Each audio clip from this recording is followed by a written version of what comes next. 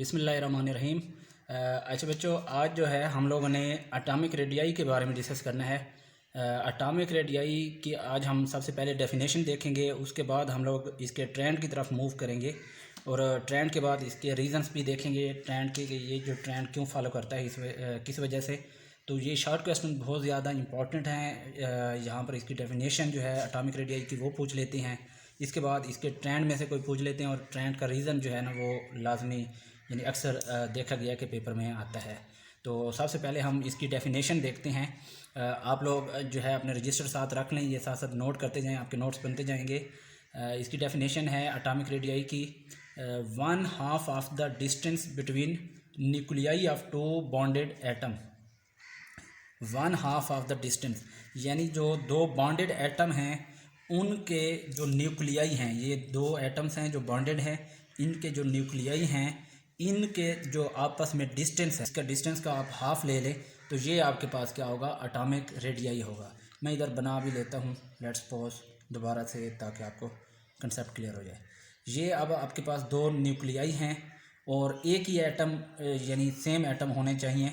अच्छा, अब जो है यहाँ इनके जो न्यूक्लियस का जो टोटल डिस्टेंस है इसके हाफ कर लें तो ये क्या होगा, इसका एटॉमिक रेडियाई होगा। तो इसलिए कहते हैं 1/2 यानी हाफ को 1/2 कहते हैं, half of the distance between nuclei of two bonded atom.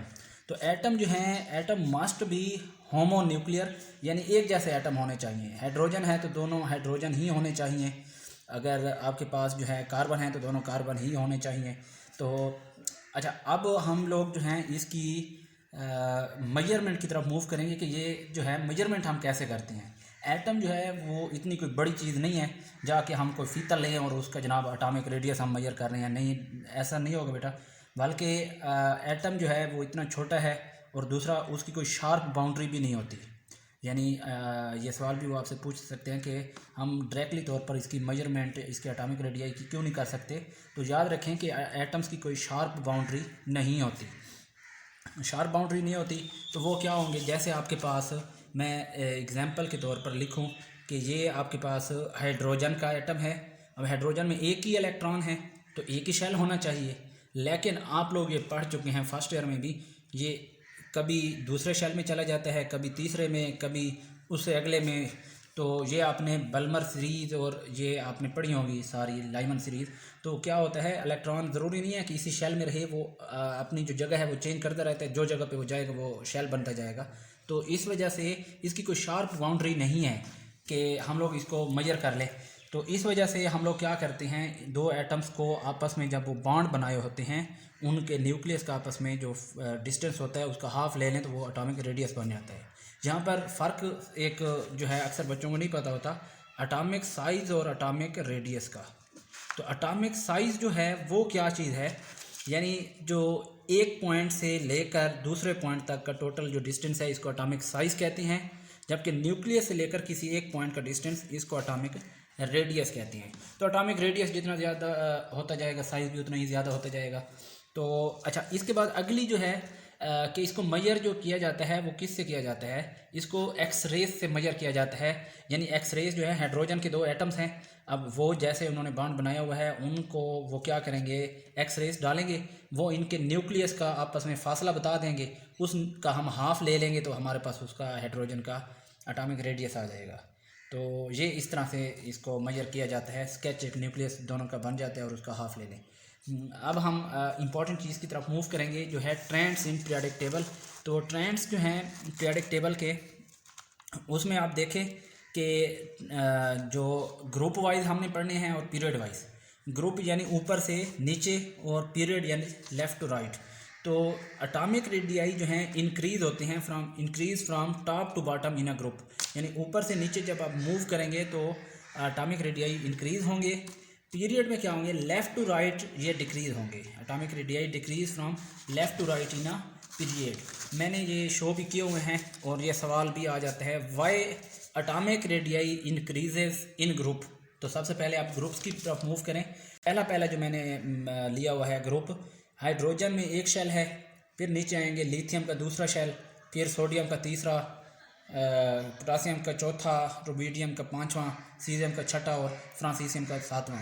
तो देखें आप, जैसे ही टॉप टू बॉटम नीचे आ रहे हैं, जो एटॉमिक रेडियस बढ़ नहीं रहा, आपको नज़र आ रहा है। क्यों बढ़ रहा है? आप देख रहे हैं क्योंकि शेल्स बढ़ रही हैं। जैसे जैसे आप नीचे आएंगे तो शेल्स बढ़ते आएंगे, top to bottom number of shells बढ़ते हैं, इस वजह से एटॉमिक रेडियस बढ़ता है। ये सवाल का मैंने जवाब भी लिखा हुआ है, अगर आप इस तरह लिखना चाहें। In groups atomic radii increases due to increasing number of shells. Number of shells बढ़ रहे हैं इस वजह से। दूसरी रीज़न भी आपने यहाँ पर लिखनी है, वो क्या है? वो है आपके पास शील्डिंग इफेक्ट वाली। जो शील्डिंग इफेक्ट है वो हमने इसकी रीज़न पढ़नी है कि शील्डिंग इफेक्ट जो है वो किस तरह से इसको इफ़ेक्ट करता है। तो यहाँ पर शील्डिंग इफेक्ट थोड़ा सा मैं समझा देता हूँ आप लोगों को। देखिए, ये है न्यूक्लियस, ये है उसके गिर्द। अब देखें आप लोग, ये शेल्स हैं, तो एक इलेक्ट्रॉन यहाँ पर मौजूद है आउटर मोस्ट शेल में। ये नेगेटिव चार्ज मैंने शो किया क्योंकि इलेक्ट्रॉन है। ये जो है न्यूक्लियस इसको अट्रैक्ट कर रहे हैं। जितना स्ट्रॉन्ग तरीके से ये इसको अट्रैक्ट करेगा, ये इसके करीब होता जाएगा तो शेल सिकुड़ता जाएगा, यानी शेल से मुराद एटम जो है ना, वो एटम सिकुड़ता जाएगा, साइज़ कम होता जाएगा जितनी न्यूक्लियस की अट्रैक्शन इस पर पहुंच रही है। लेकिन होता क्या है, दरमियान वाले जो इलेक्ट्रॉन हैं वो इन शेल्स में, दरमियान वाले शेल्स में इलेक्ट्रॉन होते हैं। इन इलेक्ट्रॉन्स को इंटरवीनिंग इलेक्ट्रॉन बोलते हैं। इंटरवीनिंग इलेक्ट्रॉन्स, इंटरवीनिंग इलेक्ट्रॉन या इनर इलेक्ट्रॉन्स जो हैं वो क्या करते हैं? हसद करते हैं और इस न्यूक्लियस की अट्रैक्शन इस बेचारे बाहर वाले इलेक्ट्रॉन पर नहीं पड़ने देते। ये क्या करें? दरमियान में आ जाते हैं। अब अट्रैक्शन क्या हो जाएगी? कम नहीं हो जाएगी। अब जो इस न्यूक्लियस की अट्रैक्शन यहाँ पर पहले पहुँच रही थी ज़्यादा, अब वो कम हो गई।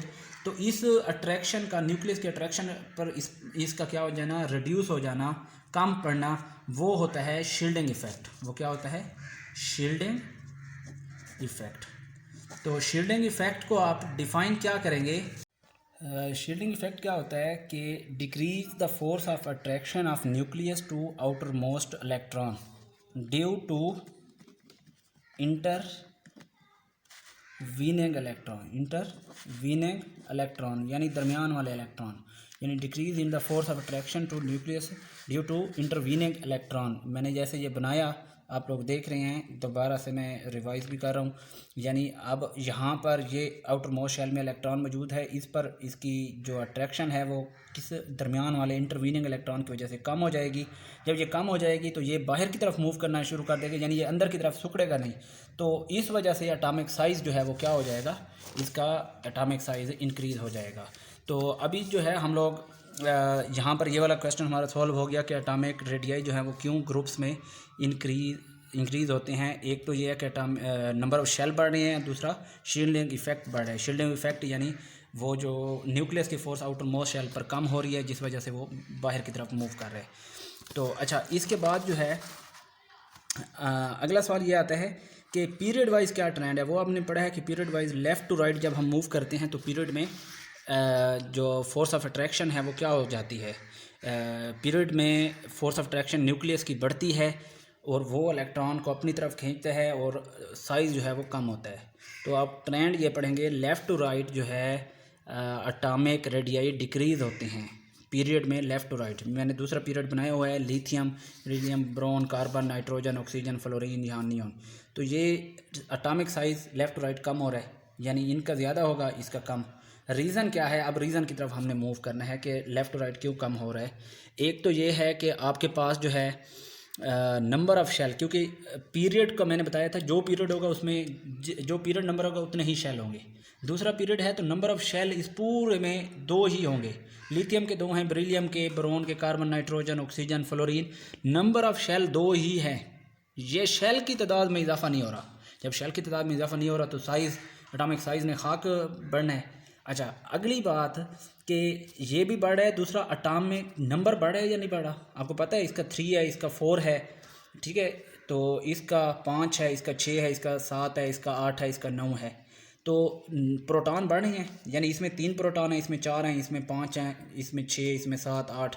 तो जब प्रोटॉन नंबर बढ़ रहा है यानी न्यूक्लियर चार्ज बढ़ रहा है, तो न्यूक्लियर चार्ज जो है वो आउटर मोस्ट इलेक्ट्रॉन को अपनी तरफ खींचेगा नहीं। तो जाहिर सी बात है वो खींचेगा, जिस वजह से एटम का साइज़ श्रिंक हो जाएगा, एटम जो है वो क्या हो जाता है? छोटा हो जाता है। अब मैं आपको यहाँ पर ये एक आपके पास है इलेक्ट्रॉन, प्रोटॉन है। अब यहाँ पर ये दो हैं। अब किस में ताकत है कि वो इलेक्ट्रॉन को अपनी तरफ ज़्यादा खींचे, तो ज़ाहिर सी बात है दो वाले में है, तो इसलिए ये जो है इसमें क्या हो जाता है, एटॉमिक साइज़ श्रिंक हो जाता है। अब यहाँ पर सवाल आता है लेंथेनाइड कंट्रैक्शन का, ये क्या होती है। तो लेंथेनियम जो सीरीज़ है, लेंथेनाइड सीरीज़ आप एफ ब्लॉक में देखें, उनका भी लेफ़्ट टू राइट जो है वो क्या हो रहा है, साइज़ रिमार्केबली डिक्रीज़ हो रहा है। ठीक है, रिमार्केबली डिक्रीज़ हो रहा है। इस वजह से जो है उनका साइज़ जब डिक्रीज़ हो रहा है, इसको लेंथेनाइड कंट्रैक्शन कहते हैं। यानी रिमार्केबली लफ्ज़ जो बुक में यूज़ किया, यानी सिग्निफिकेंट तरीके से उसका जो साइज़ है लेफ़्ट टू राइट वो क्या हो रहा है, डिक्रीज़ हो रहा है, इसको लेंथेनाइड कंट्रैक्शन कहते हैं। यानी बाकियों में भी कंट्रैक्शन हो रही है, इसमें भी कंट्रैक्शन, इसमें जो हो रही है इसको लेंथेनाइड कंट्रैक्शन का नाम दे दिया उन्होंने बस। अब यहाँ पर मैंने एक अलहदा से ये बनाया हुआ है आपको समझने के लिए। एटॉमिक साइज़ बढ़ेगा तो ज़ाहिर सी बात है एटॉमिक रेडियस भी बढ़ेगा ना, ये साइज़ बढ़ रहा है, एटॉमिक रेडियस बढ़ रहा है। इसी तरह से फिर इसका जो आयोनाइजेशन एनर्जी का ट्रेंड है इसमें उलट है। अगर एटॉमिक रेडियस बढ़ेगा, आयोनाइजेशन एनर्जी डिक्रीज़ होगी। आयोनाइजेशन एनर्जी डिक्रीज़ होगी, इलेक्ट्रॉन एफिनिटी भी डिक्रीज़ होगी, इलेक्ट्रो नेगेटिविटी भी डिक्रीज़ होगी। अब उलट करें, एटॉमिक साइज़ कम हो रहा है, रेडियस कम हो रहा है, आयोनाइजेशन एनर्जी बढ़ेगी, इलेक्ट्रॉन एफिनिटी बढ़ेगी, इलेक्ट्रॉन नेगेटिविटी बढ़ेगी, यानी उलट है। अब ग्रुप में एटॉमिक रेडियस बढ़ रहा है, आयोनाइजेशन एनर्जी कम हो रही है, इलेक्ट्रॉन एफिनिटी कम हो रही है, इलेक्ट्रोनेगेटिविटी कम हो रही है। ये आगे जब इनकी हमने डिस्कस करना है तो वहाँ पर देखेंगे। मैंने वैसे ट्रेंड इसके साथ था, मैंने कहा ये आपको क्लियर हो जाएगा। अच्छा, अब हम आयनिक रेडियस की तरफ मूव करते हैं। आयनिक रेडियस क्या होता है, जब आप न्यूट्रल एटम से इलेक्ट्रॉन निकालते हैं या उसको देते हैं तो वो आयन बन जाता है, तो उसका जो रेडियस होगा वो आयनिक रेडियस होगा। अब सोडियम जो है, न्यूट्रल एटम जब हो तो 157 पिकोमीटर उसका साइज़ है। जब उसमें से एक इलेक्ट्रॉन आप निकाल लें तो उसका साइज़ जो है 95 पिकोमीटर बन जाता है। फ्लोरीन न्यूट्रल एटम का 72 पिकोमीटर है। जब इसमें एक इलेक्ट्रॉन ऐड करेंगे, क्योंकि फ्लोराइड आयन नेगेटिव होगा, तो इलेक्ट्रॉन ऐड हो रहा है तो साइज़ बढ़ेगा, तो 136 है। अब यहाँ पर सवाल ये पैदा होता है, यहाँ पर कम हुआ है, यहाँ पर बढ़ा है, तो जब आप किसी भी एटम में से इलेक्ट्रॉन निकालेंगे तो यूजुअली उसका शेल वो ख़त्म हो जाता है जब इलेक्ट्रॉन निकालते हैं। तो जब इलेक्ट्रॉन निकलेगा, प्रोटॉन जो हैं वो ज़्यादा हो जाएंगे। यहाँ 11 हैं प्रोटॉन, 11 इलेक्ट्रॉन, तो एक इलेक्ट्रॉन निकल गया तो अब प्रोटॉन तो 11 बच गए ना। प्रोटॉन ज़्यादा हैं, इलेक्ट्रॉन कम हैं, तो प्रोटॉन उस पर अच्छे तरीके से अट्रैक्ट करेंगे और उसका साइज़ श्रिंक हो जाएगा। फ्लोराइड में एक इलेक्ट्रॉन इजाफी जा रहा है, इसमें 9 प्रोटॉन है, 9 इलेक्ट्रॉन। एक आ गया तो प्रोटॉन 9 रहे, लेकिन इलेक्ट्रॉन कितने हो गए, 10 हो गए। अब इलेक्ट्रॉन ज़्यादा हैं तो ज़ाहिर सी बात है साइज़ ज़्यादा चाहिए, इस वजह से।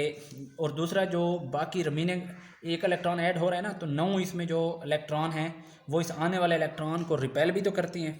रिपल्शन की वजह से वो थोड़ा सा दूर जाके अपनी जगह बनाता है, इस वजह से जो है इसका साइज़ बढ़ जाता है। तो हमेशा नेगेटिव आयन जब बनेगा तो साइज़ बढ़ेगा, पॉजिटिव आयन में साइज़ कम होगा, बस ये याद कर लें।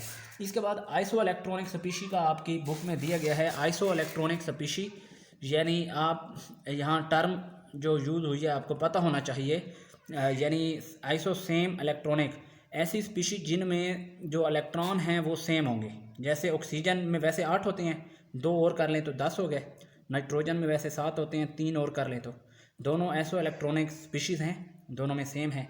इनकी अगर इलेक्ट्रॉनिक कन्फिग्रेशन देखें 1s2 2s2 2p क्या बनता है 6, तो दोनों की सेम है, तो इस वजह से electronic configuration iso electronic species की सेम होती है। ये जो लफ्ज़ उन्होंने दिया हुआ है ये भी आप इसको भी याद कर लें। तो ये जो आज का हमारा था रेडियस के ऊपर लेक्चर, उम्मीद है आप लोगों को समझ आया होगा। नेक्स्ट लेक्चर जो है आयोनाइजेशन एनर्जी पर, वो इंशाल्लाह अपलोड हो जाएगा।